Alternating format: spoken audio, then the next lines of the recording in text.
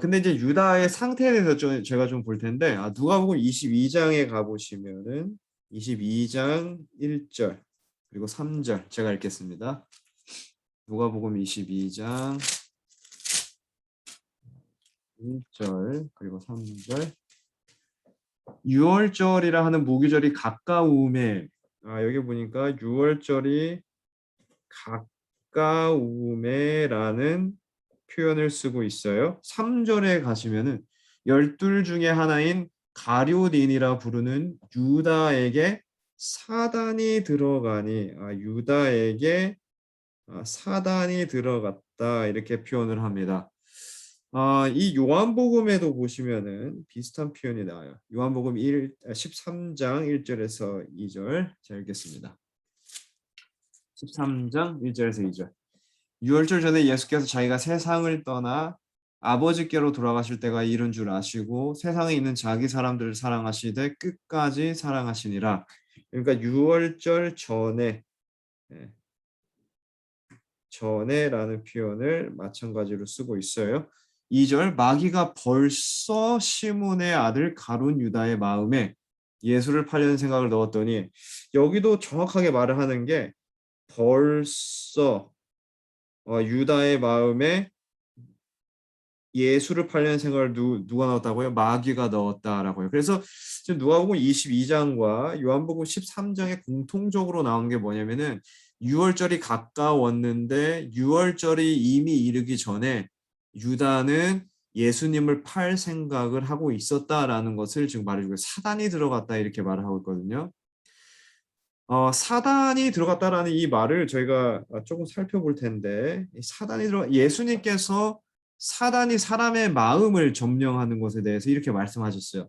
마태복음 12장.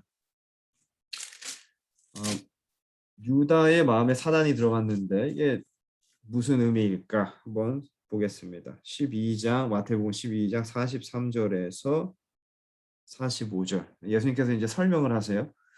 43절, 더러운 귀신이 사람에게서 나갔을 때에 물 없는 곳으로 다니며 쉬기를 구하되 얻지 못하고, 44절, 이에 가로되 내가 나온 내 집으로 돌아가리라. 그러니까 여기서 나온 그 집은 사람을 뜻하는 거죠. 하고 와 보니 그 집이 비고 소재되고 수리되었거늘. 45절, 이에 가서 저보다 더 악한 귀신 일곱을 데리고 들어가서 거하니 그 사람의 나중 형편이 전보다 더욱 심하게 되느니라. 이 악한 세대가 또한 이렇게 되리라 이렇게 말을 하고 있어요. 지금 더러운 귀신이 사람에게서 있다가 어떤 이유에서인지 사람에게서 나갔습니다. 귀신에게 통제를 받고 있었는데 이제 그 통제에서 벗어나게 된 거예요. 자, 그런데 이 귀신이 그 사람에게 다시 돌아가서 이렇게 보니까 지금 사람의 상태가 어때요? 이 집이 새로 지었고 수리되고 아주 좋은 집이 됐어요. 자, 근데 여기 결정적인 표현이 하나 나오는데 비어 있고라는 표현을 씁니다. 비어 있어요, 집이. 그러니까 집이 비어 있으니까 이 사단이 좋고 그 아름다운 집에, 하지만 비어 있는 이 집에 다시 들어가요. 근데 다시 들어가는데 이제는 혼자 들어가는 게 아니라 지금 45절에 보니까 뭐를 같이 들어가요? 저보다 더 악한 귀신 일곱을 데리고 들어가서 뭐하니 이렇게 말하고 있어요. 그러니까 이 사람이 처음에 나간 그 귀신보다 더 악한 귀신의 통제를 받기 시작하는 거예요. 여기 이제 중요한 영적인 하나 교훈이 나오는데, 이 악을 끊는 것은, 그러니까 아예 끊어버리는 것, 죄를 끊는 것은 이 우리가 악을 미워하고 내어 쫓는다고 해서 이루어지는 것이 아닙니다, 사실. 이 죄를 끊는 것은 어떻게 이루어지냐면은 새로운 영, 이 새로운 영이 들어옴으로써 이루어져요. 근데 이 집의 문제가 이거예요. 가니까 이 악한 영이 나갔으면 무슨 영이 있어야 돼요? 거기에 새로운 영이 있어야 되죠. 성령이 있어야 되잖아요. 예수님의 영이 있어야 되는데 여기 보니까 비어 있더라라는 표현을 쓰고 있어요. 그러니까 이 귀신이 다시 들어간 거예요, 거기에. 근데 이 처음의 상태가 나중의 상태가 처음의 상태보다 더 최악이 된 거죠. 이게 영적인 원리입니다. 우리가 이 악을 끊고 어, 이 죄를 우리가 끊는 것은 이것을 그냥 미워하고 이걸 쫓아낸다고 해서 이루어지는 게 아니라 우리가 다른 영의 지배를 받기로 동의를 해야 이루어져요.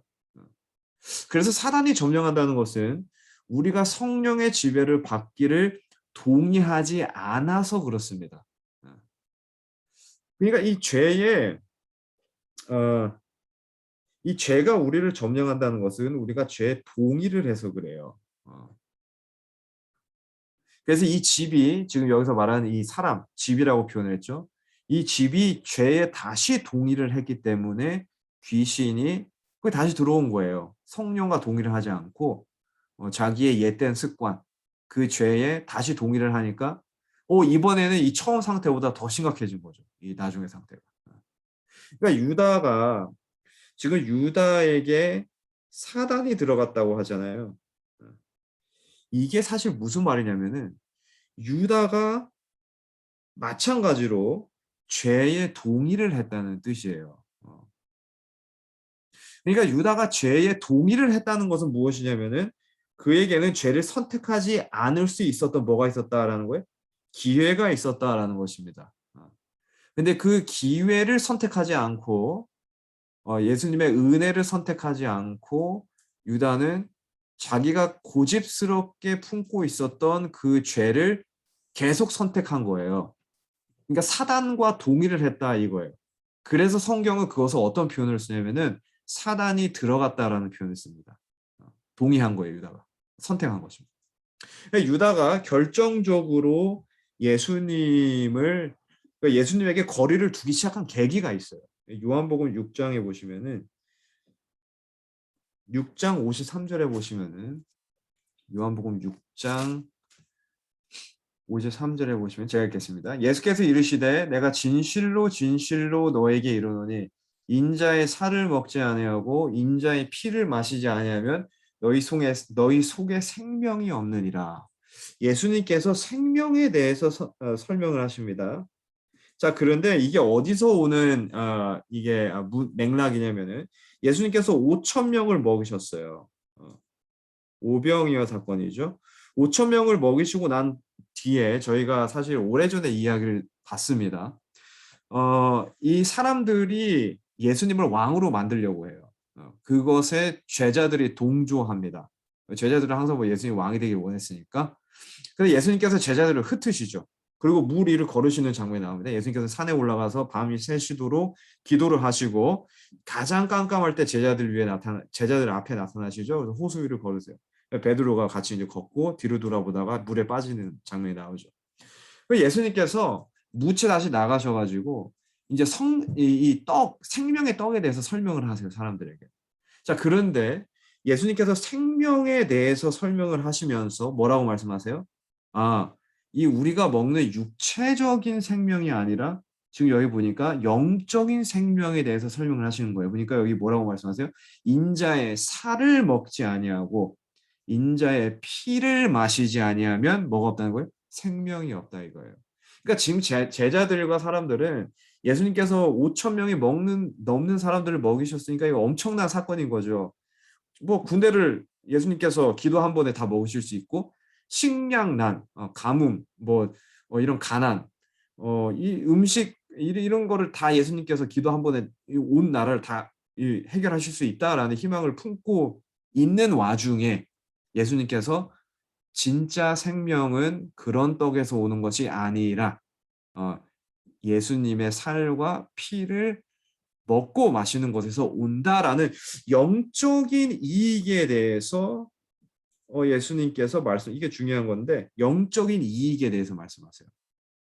이게 뭐가 되냐면은 유다가 예수님에게서 거리를 두기 시작한 계기가 됩니다. 유다는 항상 어떤 사람이었냐면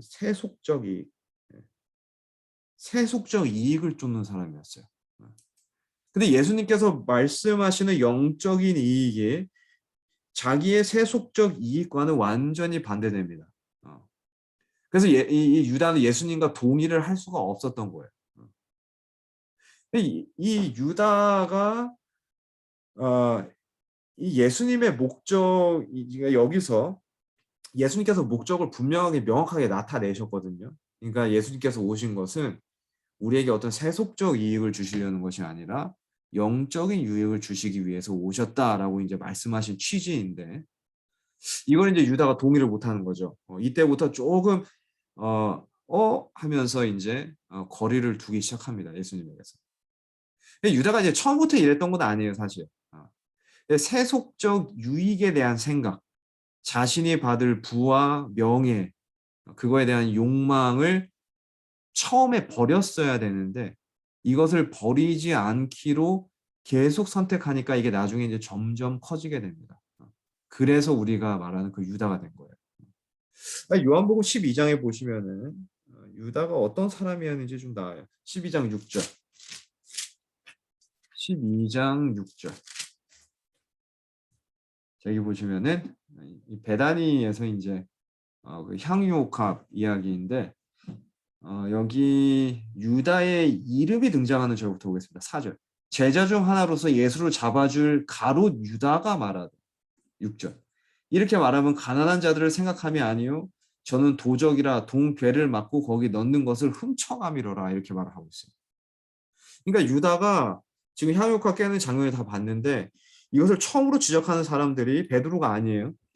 유다예요. 유다가 그것을 지적을 합니다. 아니 이 비싼 것을 이 깨지 않고 뭐하러 이 낭비하나 이거예요. 이 사람 이 몸에 얼굴에 머리에 붓고 발에 붓는 이 무슨 낭비냐 이거죠. 이게 얼마나 비싼 건데 이것을 차라리 팔아서 가난한 사람들한테 줬으면 훨씬 더 실제적인 도움이 되지 않았겠냐. 거기 앉아있던 있는 사람들이 뭐 동의를 했을 것 같아요. 굉장히 제가 볼 때도 이성적인 그런 발언이거든요. 자, 그런데 이 태도를 가지고 요한이 유다를 어떻게 묘사를 하냐면은 이렇게 말한 이유가 뭐냐면은 가난한 자들을 생각함이 아니고 말만 그렇게 한 거예요. 저는 도적이라. 도둑이에요, 도둑. 돈괴를 맞고 거기 넣는 것을 훔쳐가미를 유다의 직분이 나옵니다. 유다가 뭐를 맡았대요? 돈괴를 맡는 사람. 재무예요, 재무. 그러니까 이 제자들 사이에 재무 역할을 했습니다. 그래서 뭐 어떤 소위 도네이션이죠. 그것을 받거나 어떤 헌금을 받으면은 이제 그것을 잘 이렇게 어 가지고 있고 그것을 이렇게 가난한 사람들에게 잘 분배해 줘야 되는 그런 역할을 맡았거든요. 그래서 유다가 이 소리를 한 거예요. 가난한 자들을 위해서 줬으면은 그러니까 무슨 말이에요? 우리한테 줬으면은 이 말이죠. 저기 낭비할 거 우리한테 돈으로 줬으면은 우리가 얼마나 더 이익을 받았겠냐 뭐 이건데 보니까 지금 요한은 그렇게 말하지 않습니다. 그 돈을 받으면 어떻게 했대요? 유다가 그것을 훔쳐갔대요. 도둑이라고 말하고 있어요. 그 유다에 대한 표현이 그렇습니다. 그래서 날마다 유다는 예수님의 제자였거든요. 날마다 예수님의 교훈과 예수님의 생애를 가장 가까이서 본 사람이잖아요.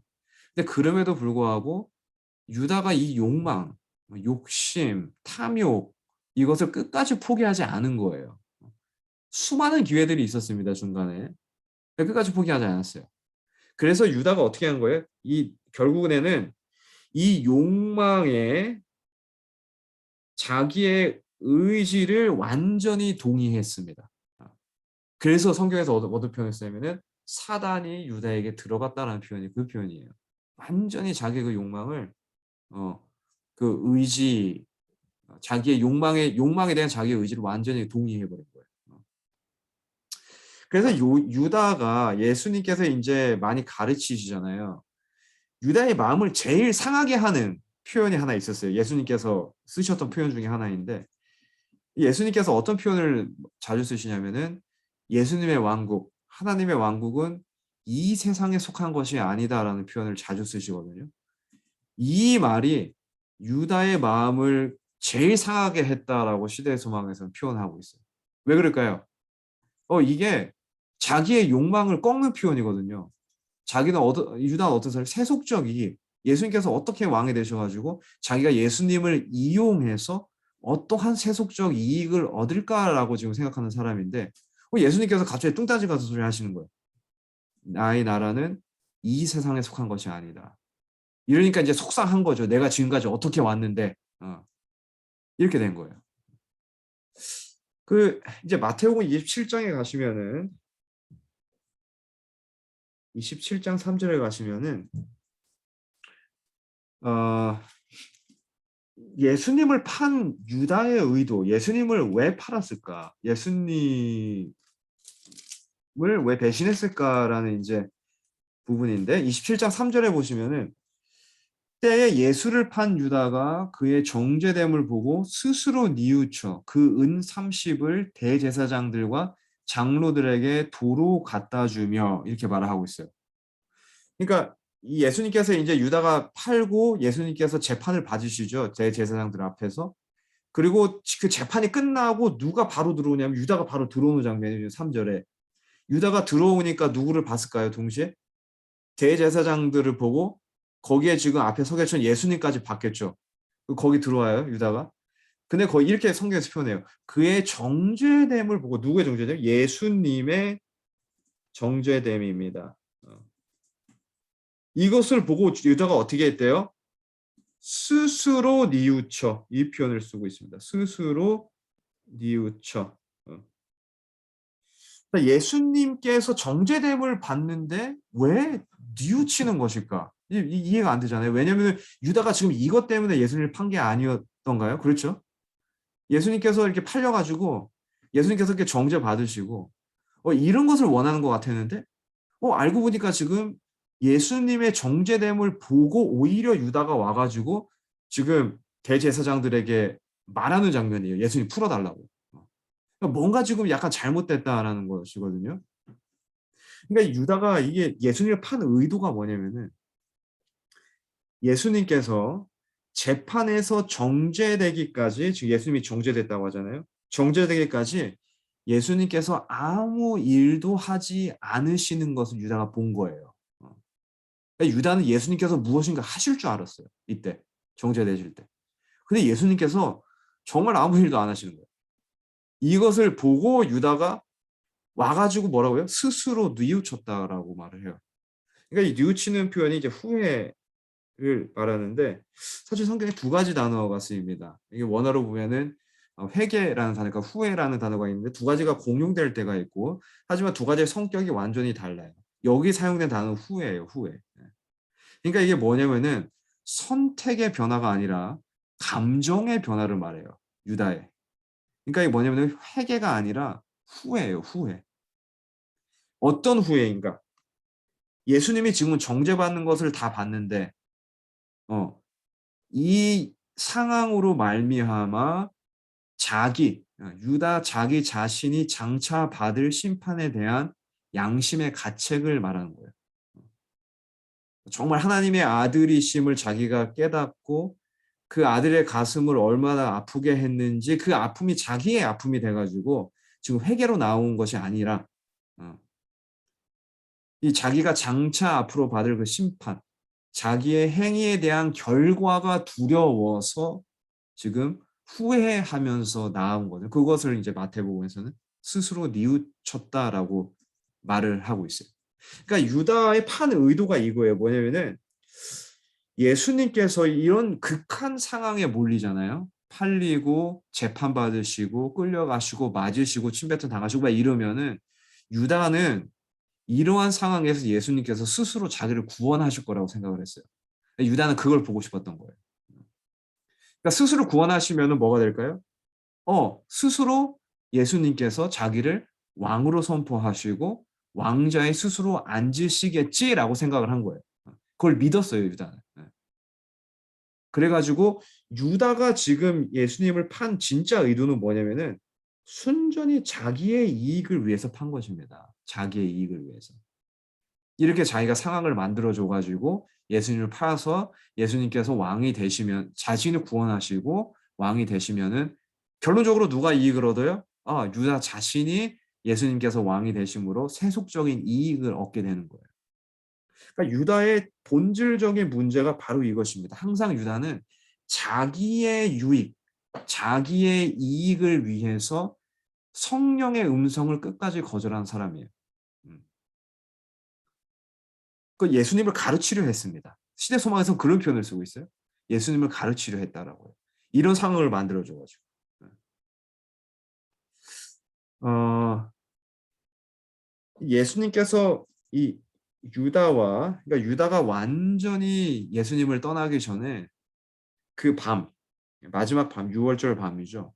그 밤에 두 가지, 두 가지 상황이 유다에게 주어집니다. 두 가지 기회가 주어져요. 그 밤, 마지막 밤이죠.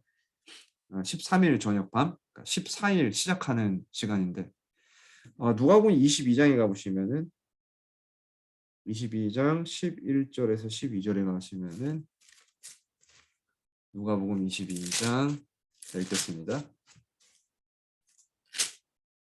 11절 12절 그 집 주인에게 이르되 선생님이 내게 하는 말씀이 내가 내 제자들과 함께 유월절을 먹을 객실이 어디 있느냐 하시더라 하라.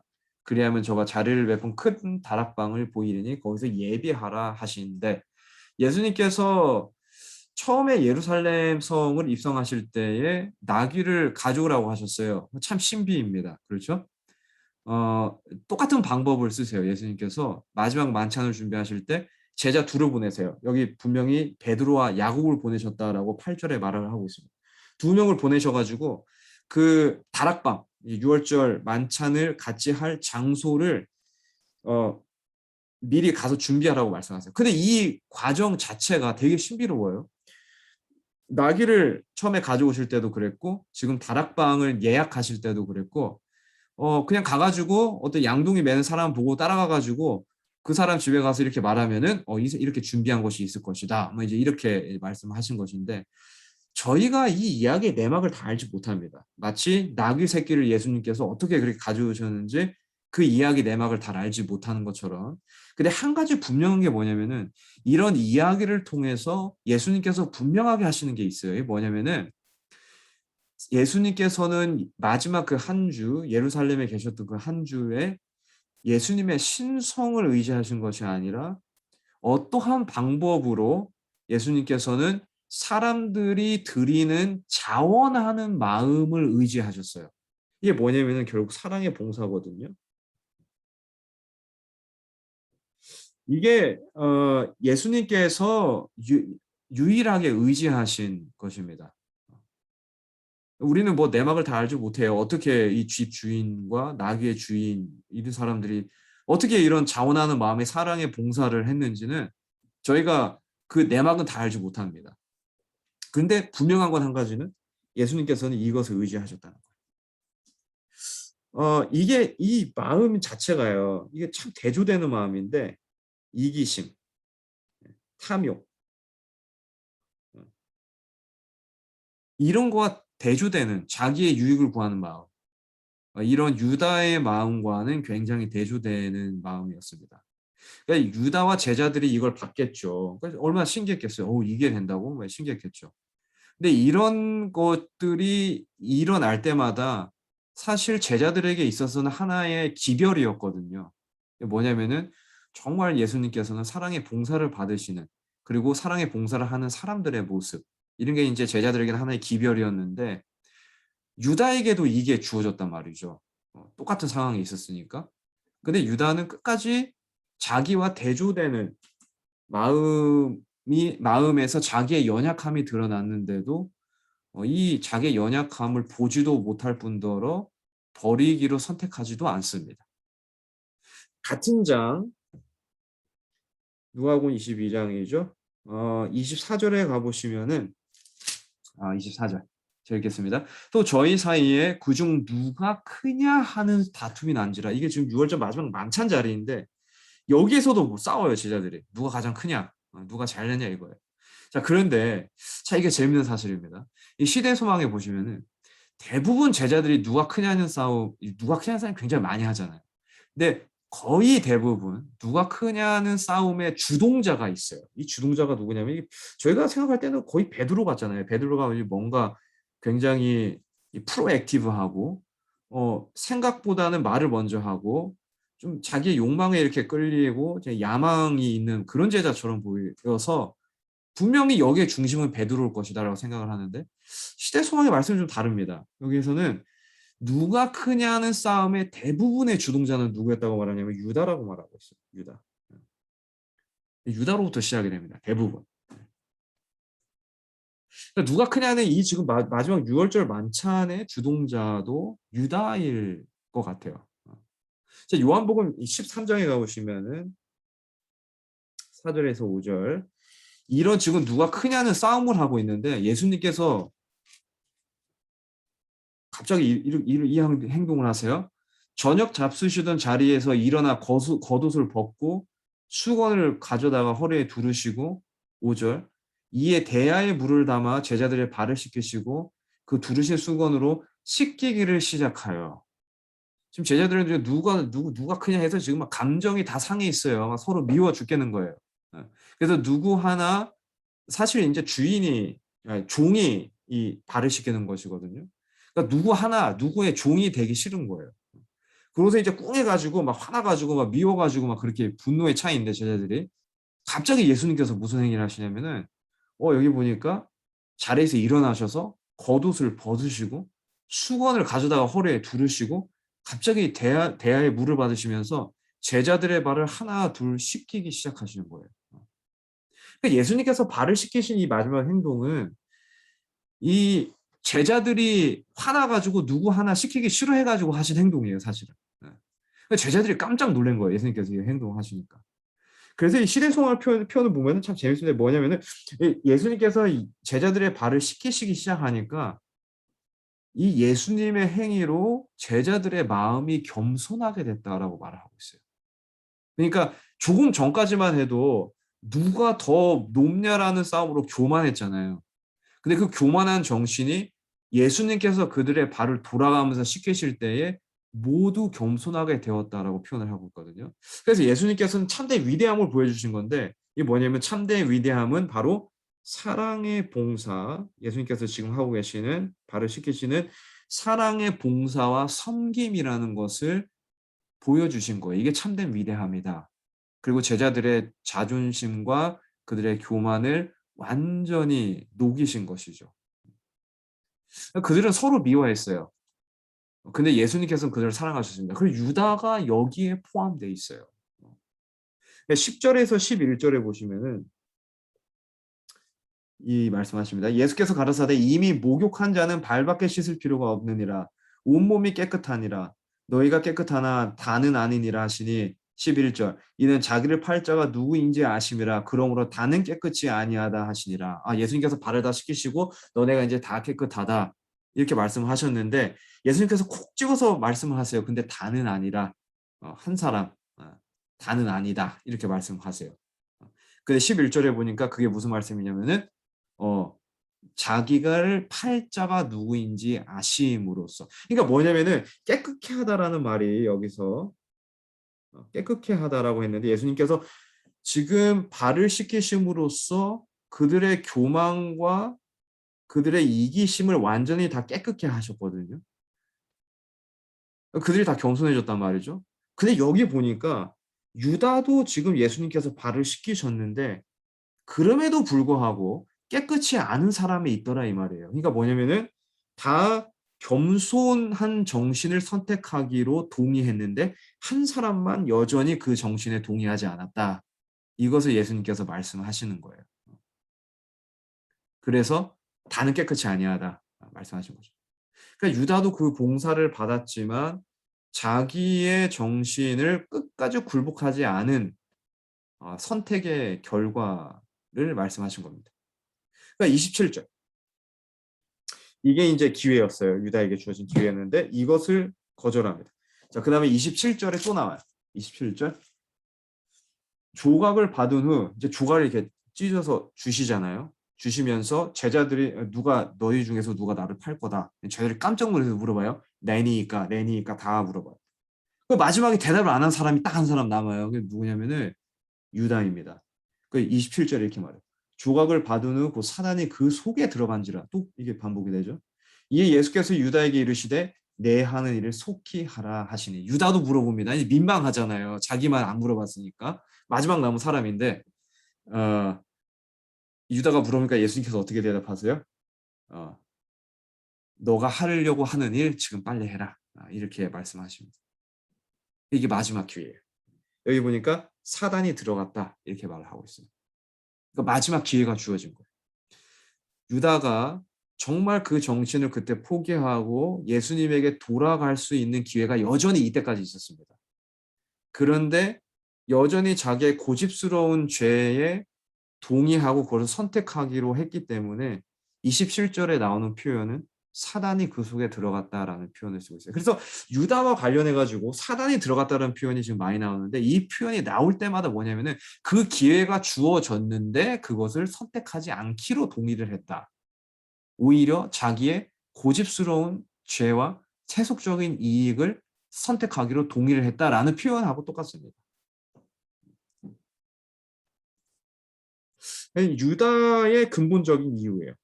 자기의 이익을 위해서라면은 그 어느 것도 희생하지 않을 것이다.